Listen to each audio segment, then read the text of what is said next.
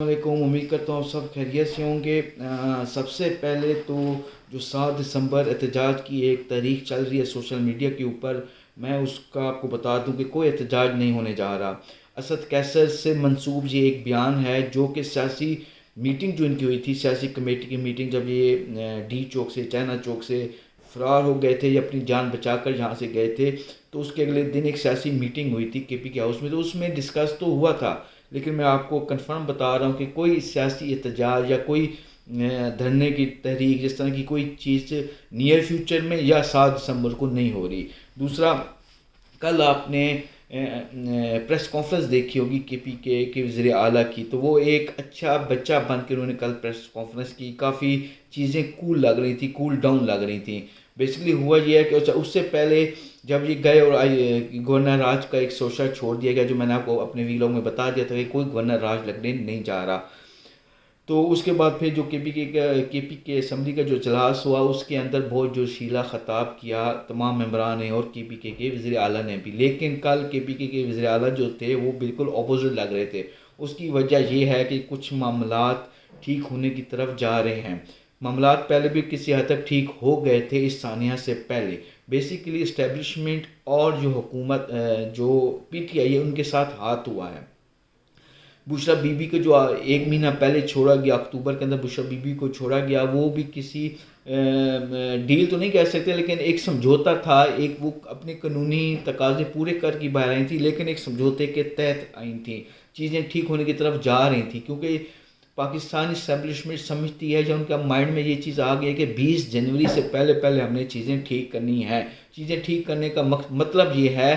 کہ یا عمران خان کو ٹھکانے لگانا ہے، جو کہ ہو ہی نہیں سکتا، یا پھر عمران خان کو ریلیف دینا پڑے گا ان کو۔ تو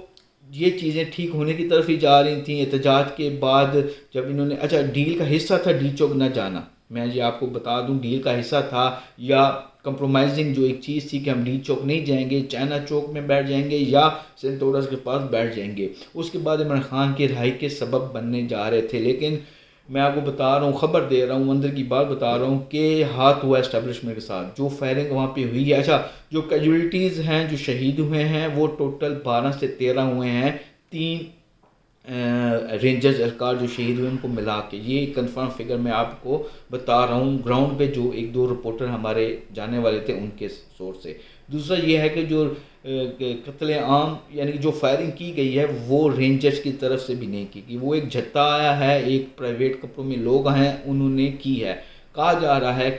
ہے، سوچا جا رہا ہے یا سمجھا جا رہا ہے کہ یہ جو کیا گیا ہے یہ حکومت کی طرف سے کیا گیا ہے، نون لیگ کی طرف سے کیا گیا ہے، تاکہ جو ڈیل ہو رہی ہے یا جو چیزیں ٹھیک ہونے کی طرف جا رہی ہیں، عمران خان کے حق میں چیزیں جا رہی ہیں، ان چیزوں کو ثبوت تار کیا جائے، ان چیزوں کو ختم کیا جائے۔ تو میں آپ کو اس جو سانحہ ڈی چوک ہے، میں اس میں آپ کو بتا دوں کہ بینیفیشری اسٹیبلشمنٹ نہیں ہے، اسٹیبلشمنٹ میں اس کا نقصان ہی ہوا ہے۔ آپ نے ایک بیان دیکھا ہوگا کہ جو شہباز شریف ہیں انہوں نے بیان دیا ہے کہ جو ڈی چوک خالی کرانے کا جو سہرا ہے وہ آرمی چیف پہ جاتا ہے، آرمی چیف پہ کہ انہوں نے بہت زیادہ جو جوتے ہیں وہ پالش کیے ہیں، بیسیکلی وہ اپنے ہاتھ صاف کر رہے تھے۔ جو اس ٹویٹ کیا بیسیکلی انہوں نے، پھر جو کابینہ کا اجلاس تھا اس میں بھی انہوں نے کہا ہے کہ جو سب کچھ ہمیں مدد کیا ہے، جو سب کچھ کیا ہے وہ آرمی چیف نے کیا، بیسیکلی وہ آرمی چیف پہ الزام لگا رہے ہیں جو قتل ہوئے ہیں ان کا، تو اور اپنے ہاتھوں کو خون سے صاف ظاہر کر رہے ہیں۔ لیکن یہ میں آپ کو بتا رہا ہوں یہ سارا کیا دھرا جو ہے وہ نون لیگ کا ہی ہے۔ تو جو اسٹیبلشمنٹ ہے میں آپ کو بتا رہا ہوں کہ وہ 20 جنوری سے پہلے 20 جنوری کو